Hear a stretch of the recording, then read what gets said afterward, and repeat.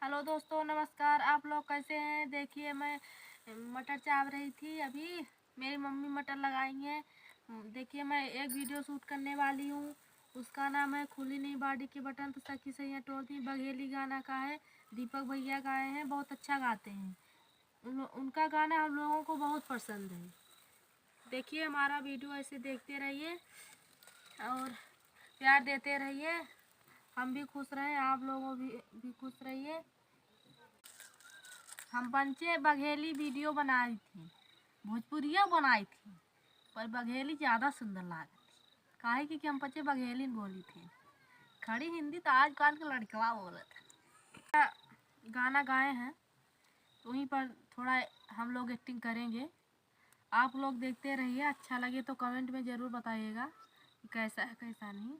आप लोग बताएंगे, हम लोग तभी लड़कवा हैं। Bye bye.